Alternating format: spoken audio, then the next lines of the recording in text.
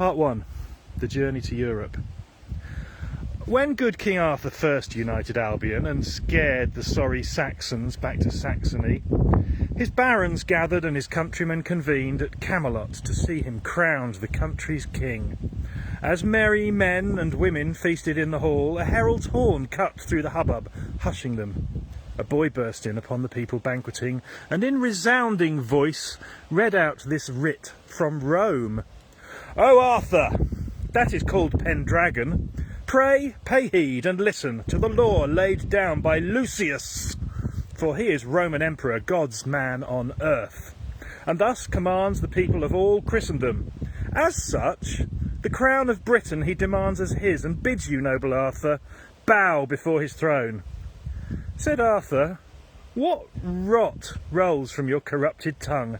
I will not rank myself below this Lucius. Instead, I think that I should seize this Caesar's crown and claim the Roman Empire as my rightful due." And so a force was readied, and a fleet set sail across the channel, from whence they would march to Rome.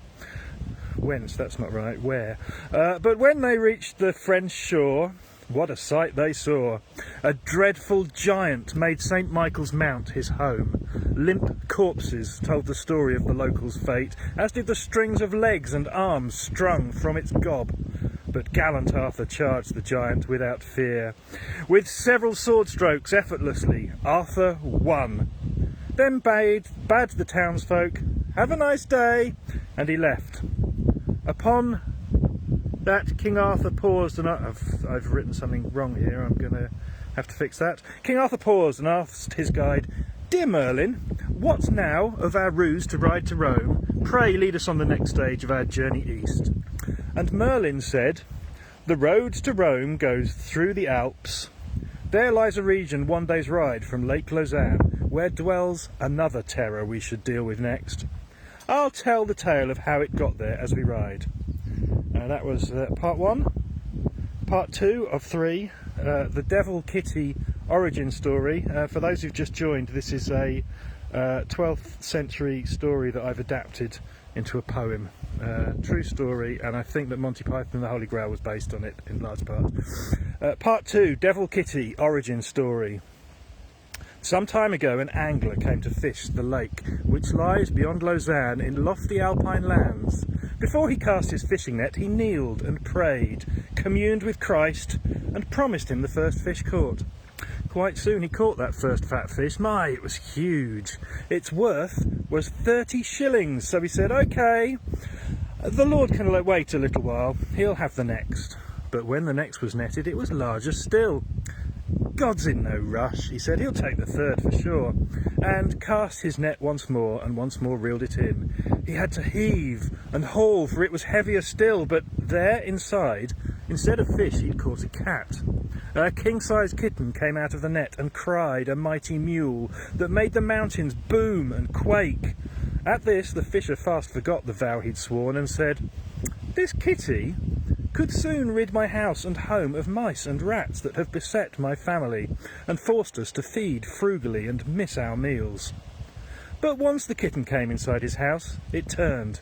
It killed his wife and children and consumed them whole, and then sauntered off into the mountains past the lake, and from then until this time the cat has terrorised and ruled the region, driving everybody out, or killing those who were too slow to steal away. So we should ride, this is Merlin talking, remember, and rid the region of this threat, for 'twould be knightly, plus it's on our route to Rome. Part 3, final part, King Arthur versus the kitten. So Merlin, Arthur and the barons journeyed east. They rode into the Alps to call that cat to task. On paths of peril, Merlin led the party up into a mountain gorge, the Valley of the Cat. Devoid of life except a single old oak tree, remaindered by the rocks scattered across the plain. "Go just around that stone," said Merlin. "You'll find a cave with bones and bloodied trophies all about. Inside the cave, a nest, the devil kitten's home. Now, go on, get in there, go seek and slay the beast." King Arthur called a challenge out into the cave. The cat came charging forth, its ninja claws uncurled, and charged at first at Merlin, loose tongue licking air.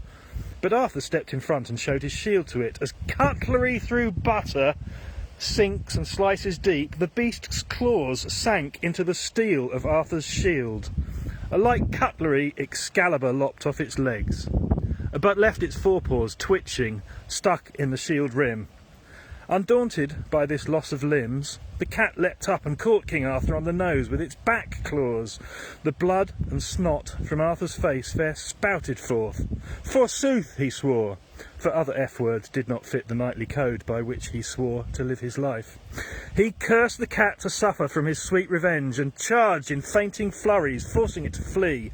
But then it bounced back forwards on its two back feet. Now round the ragged rocks the fluffy feline fought bravely, even though it lacked a pair of legs. Do you see where I think that Monty Python got their ideas from?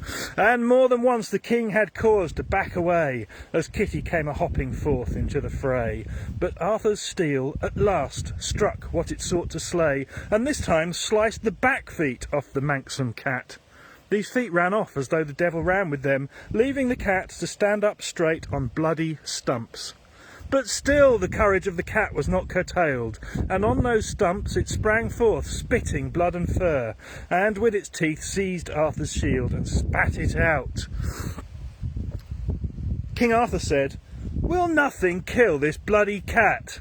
Then, almost absent-mindedly, he did just that. He thrust Excalibur deep into its coal-black fur and watched the cat twitch, turn and curtsy and then die.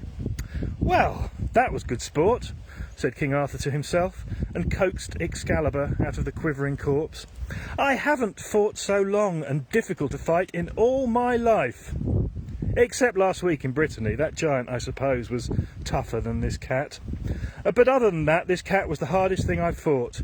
And now, my kin, let's fetch that crown from Holy Rome."